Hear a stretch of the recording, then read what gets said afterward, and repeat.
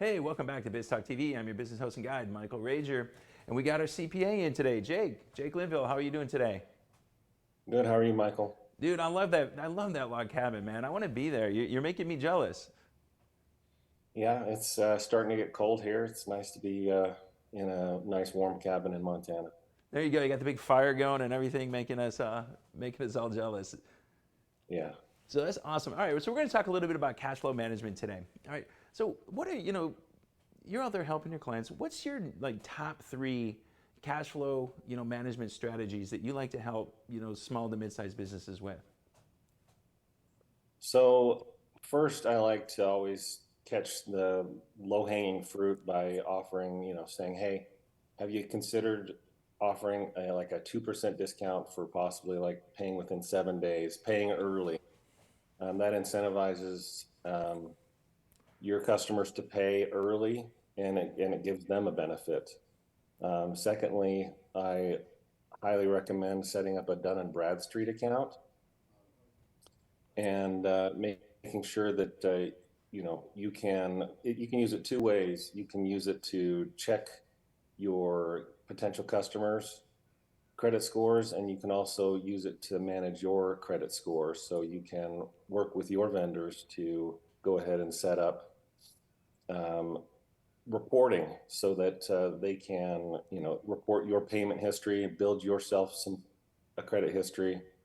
And thirdly, go down the list of vendors that you have and narrow it down to the top five in dollars and in number of transactions, and then go to them individually and request a discount or negotiate a discount.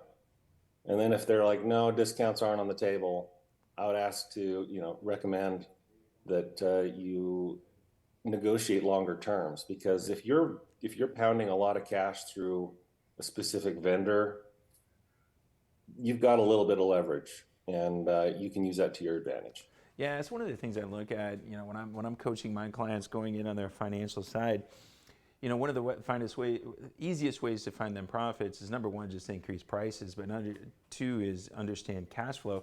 And discounting is really, I hate as a business owner having to give discounts, but I understand as I'm going to my vendors for discounts. I want to do that because I got a long relationship. What's the best way to build that relationship, or how do you recommend your clients build relationships with these vendors so they go into win-win discount situations? So first of all, if you leverage software that makes it easy for them to deal with you, such as Tipalti, like I mentioned last time we met, Mm-hmm. it gives them the opportunity to, spend very little time dealing with you. It takes them 5 minutes to set up their account. They get to pick the way they want to get paid. If they want to get paid via wire, via ACH, check, and they just set it and forget it. Um, Also, making sure that as soon as they raise an issue, making sure that you call them back and make sure that everything is right with them, especially when they're calling and hollering where their money is. It's a really important thing that we got to look at because I tell people just never mess with my money, right? If you never mess with my Right. money, we've got a really good relationship. So one of the things I know that you like are metrics and financial metrics, KPIs and that stuff. One of my favorite questions to ask clients is if you were stranded on a desert island and you can only get one text a week to understand how well your business is, what number do you need to know? So when you're helping looking at your clients, what are some of the really key important metrics financially that you want them to be looking and monitoring so they know that their business is healthy? The top three I would recommend, if I were to get one text a day, it would be the cash conversion cycle. So that's comprised of three different ratios: the days of inventory outstanding, that's if you're in an inventory business; 2 days sales outstanding; and then days payables outstanding. So if you take those three and you add days of inventory outstanding plus days of sales outstanding, and you subtract out the days payables outstanding, that gives you the time or the amount of days it takes you to invest cash, turn it around, and get it back. The second one would be your current ratio, which is your current assets just divided by your current liabilities. That one can be a little bit misleading because it likely, if you're in an inventory business, it's going to include your inventory. So a better version of the current ratio is your quick ratio. So you take your current assets minus inventory, anything that's not near liquid, and divide it into your current liabilities. That will give you an idea of the health of your business as from a cash standpoint. Well, that's really interesting. How, with the softwares you utilize, how much does the business owner actually have to work to find out those numbers? Or, when they're working with somebody like you, is it easily reproduced for them so they can just, see it and know that they're good? Well, depending on the software that you are using, like softwares like NetSuite or Sage Intacct, you can build dashboards that can, you can customize them for business owners so that they can just log in, see a dashboard literally and saying, okay, what is my cash conversion cycle? What is my quick ratio? What is my, current ratio? But if you're using stuff like QuickBooks, they just have canned stuff that's in there. It's not going to be as helpful, but they do have some helpful things in there. So we see a lot, with the businesses I coach, a lot of them are using, Zero, QuickBooks. They really haven't, got to the point that they moved to the NetSuites and stuff like that yet. How can we help that business owner that's not that upcycle to start looking at cash flow in a different way? Because I know it changes when you're in that small business and that hockey stick growth curve. You're looking at cash flow as, oh my gosh, I'm growing, I'm growing, I'm growing. Now I'm starting to get stable. What is there any things that change in the KPIs you want them to look at that stage versus a little bit more stable, bigger? So when you're in from small to medium or medium to, you're in the hockey stick growth stage, you got to really keep your eye on your cash. And, I hate to hammer on cash, but to give you a little bit of background, I was hired a few years ago to come in and be a controller for a company that was about to go gangbusters, go public, um, probably increase headcount 1,000% or more. And I was told, hey, we've got 6 months of runway in cash. Well, when I came on board, they didn't have 6 months of runway in cash. They had 1 month, maybe.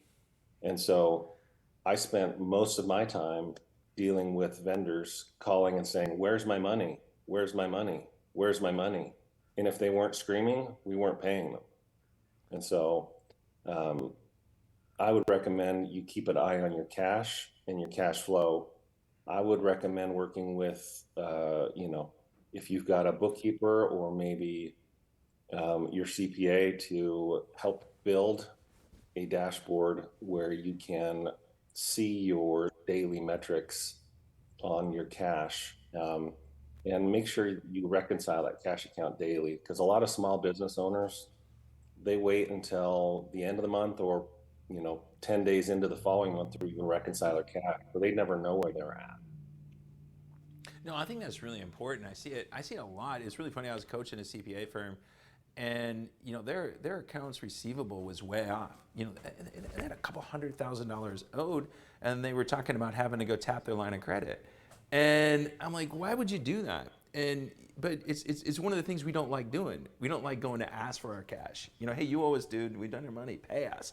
How do you help somebody, get over that and say, hey, this is the way we got to do it? Because, you had people calling you saying, pay us, and you're like, well, And how do we get those business owners to go, hey, this cash is owed to me. I need to go get it. I think AR is a really big thing that, especially that smaller business, has to work on. Yeah, so as I've been building my business, I try to steer people towards my website where I have a recurring, especially if it's a recurring service, where they can go in and they sign up, it automatically hits their bank account or their credit card or their debit card at the first of every month. I don't have to worry about chasing them down. But for small business owners that haven't set that up, I would recommend working with your customers to make sure that that you do care and work with them, um, reaching out and saying, hey, I understand you may be in a cash crunch.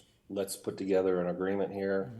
And, before you even get to that point, making sure that you vet your customers as you onboard them, not just taking anybody that wants your service or your product is key.